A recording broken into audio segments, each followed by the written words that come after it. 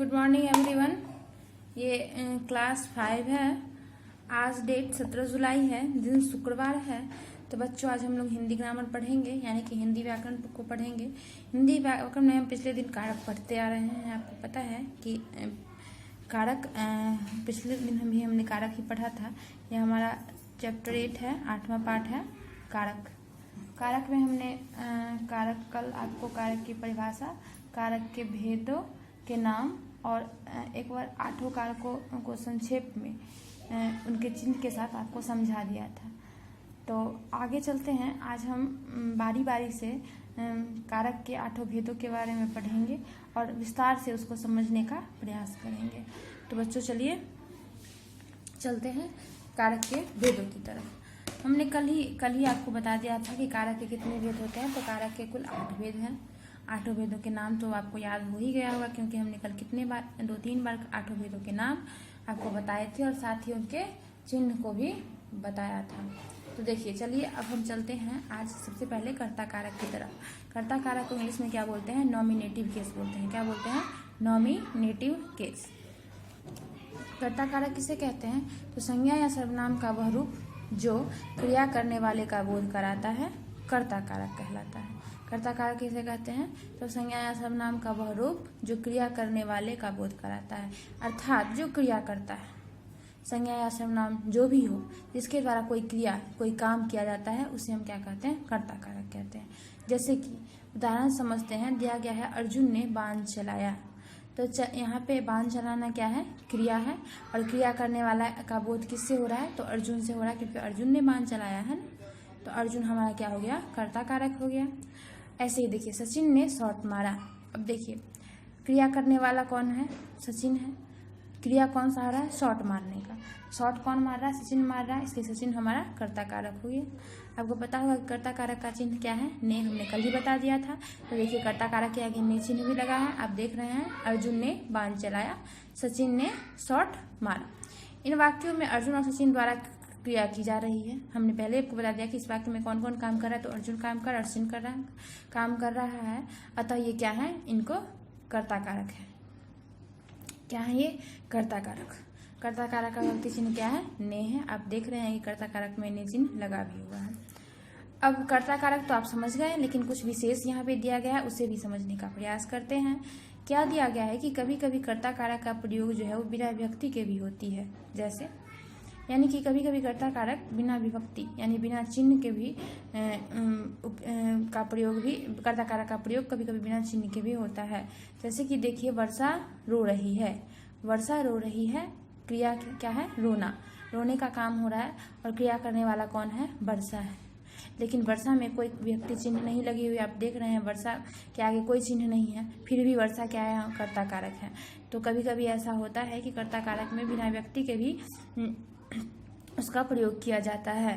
जैसे कि देखिए अशोक अभी तक वही खड़ा है। अब देखिए अशोक के द्वारा खड़ा होने का काम किया जा रहा है। क्रिया करने वाला कौन है? अशोक है, लेकिन अशोक के आगे कोई व्यक्ति चिन्ह नहीं लगा हुआ है। तो यही समझना है कि कभी कभी कर्ता कारक का प्रयोग क्या होता है? बिना व्यक्ति चिन्ह के भी किया जाता है। तो यह बात आप समझ गए होंगे कि हमने आपको ऊपर पहले बताया कि विभक्ति चिन्ह के साथ कैसे कर्ता कारक का प्रयोग होता है और कभी कभी विभक्ति चिन्ह के बिना भी प्रयोग होता है। लेकिन आपको समझना है आप कर्ता कारक को कैसे पहचानेंगे। तो आपको बस इतना जानना है कि क्रिया किसके द्वारा किया जा रहा है। क्रिया करने वाला जो भी होगा वो कर्ता होगा, जिसके द्वारा कोई काम किया जा रहा हो। अब चलिए कर्म कारक की तरफ चलते हैं।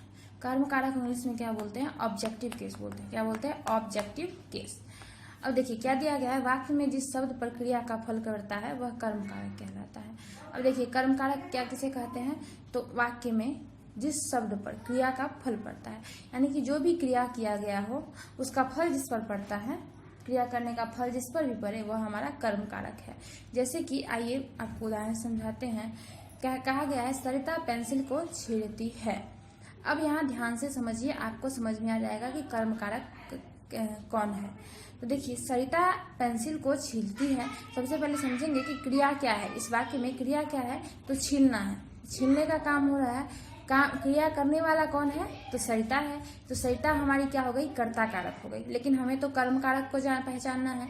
तो देखिए सरिता के द्वारा छीलने का काम किया जा रहा है, तो छीलना क्रिया है, और छीलना क्रिया का फल किस पर पड़ रहा है? पेंसिल पर पड़ रहा है, क्योंकि पेंसिल ना छीला जा रहा है। तो क्रिया का फल जिस पर पड़ रहा है वो हमारा क्या हो गया? कर्म कारक हो गया। हमने अभी पढ़ा परिभाषा में कि वाक्य में जिस शब्द पर क्रिया का फल पड़ता हो। तो क्रिया छीलने का हो रहा है, और छीलना क्रिया का फल किस पर पड़ रहा है? पेंसिल पर पड़ रहा है, क्योंकि पेंसिल को छीला जा रहा है, इसलिए पेंसिल हमारा कर्म कारक है। और कर्म कारक का चिन्ह को है, आपको पता है, तो इसलिए पेंसिल में को चिन्ह भी लगा हुआ है। एक बार और समझते हैं कर्म कारक के बारे में। जैसे कि देखिए यहाँ पे दिया गया, अध्यापक ने छात्र को बुलाया। इस वाक्य में क्रिया क्या है? बुलाना, क्योंकि बुलाने का काम किया जा रहा है। अब बुलाने का काम क्रिया करने वाला कौन है? तो अध्यापक है। तो अध्यापक हमारा कर्ता कारक है। हमने ऊपर ही पढ़ा है कि क्रिया करने वाला क्या होता है? कर्ता कारक होता है। अब कर्ता कारक के द्वारा, यानी कर्ता के द्वारा जो क्रिया किया जा रहा है बुलाने का, उसका फल किस पर पड़ रहा है? छात्र पर पड़ रहा है, क्योंकि छात्र को बुलाया। अध्यापक ने किसको बुलाया? छात्र को बुलाया। तो छात्र हमारा क्या हो गया? कर्म कारक हो गया, क्योंकि छात्र पर न फल पड़ा बुलाने का। तो इसलिए कर्म कारक किसे कहते हैं? तो वाक्य में जिस शब्द पर क्रिया का फल पड़ा, इसलिए फल पड़ रहा है इस वाक्य में छात्र पर, तो छात्र हमारा कर्म कारक हो गया। और आप देख रहे हैं कि छात्र में कर्म कारक का चिन्ह को भी लगा हुआ है। अब आइए विशेष की तरफ चलते हैं। विशेष में क्या दिया गया है? विशेष में दिया गया है कि कभी कभी कर्म कारक का प्रयोग भी बिना व्यक्ति चिन्ह के होता है। जैसे देखिए हमने अभी कर्ता कारक में पढ़ा था कि कभी कभी कर्ता कारक का चिन्ह बिना विभक्ति के प्रयोग के भी होता है। ऐसे ही सेम कर्म कारक के साथ भी है कि कभी कभी कर्म कारक का भी प्रयोग जो होता है वो बिना विभक्ति के साथ ही होता है, यानी कि उसमें कोई चिन्ह नहीं लगा होता है, फिर भी हम उसे कर्म कारक का नाम देते हैं। जैसे कि उदाहरण से समझते हैं। दिया गया है, मनीष ने किताब पढ़ी। पढ़ना क्या है? क्रिया है। कर कौन रहा है? मनीष कर रहा है। तो मनीष हमारा कर्ता हो गया, और क्रिया जो कर रहा है उसका फल किस पर पड़ रहा है? किताब पर पड़ रहा है। लेकिन देखिए किताब के आगे कोई चिन्ह नहीं लगा हुआ है, कर्म कारक का कोई चिन्ह नहीं लगा हुआ है, फिर भी किताब हमारा कर्म कारक है। तो यही समझना है हमें कि कभी कभी कर्म कारक का प्रयोग बिना चिन्ह के भी होता है, लेकिन हमें यह देखना है कि क्रिया जो हुई है उसका फल किस पर पड़ा है। जैसे कि देखिए मामा जी गुलाब लाए। अब मामा जी लाने का काम किए हैं, तो क्रिया तो लाने का हुआ है, लेकिन फल किस पर पड़ा है? तो गुलाब पर पड़ा है, क्योंकि गुलाब आया है। तो गुलाब हमारा कर्म कारक है, लेकिन देख रहे हैं कि अब गुलाब में कोई चिन्ह नहीं लगा हुआ है, व्यक्ति चिन्ह नहीं लगा हुआ है।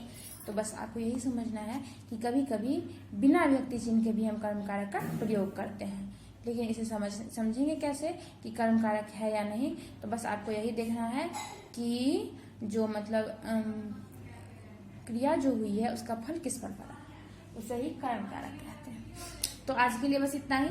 आपने कर्ता कारक और कर्म कारक समझ गए होंगे, तो आपको कर्ता कारक और कर्म कारक की परिभाषा को अच्छे से कॉपी में लिख के और याद करके लाना है। धन्यवाद।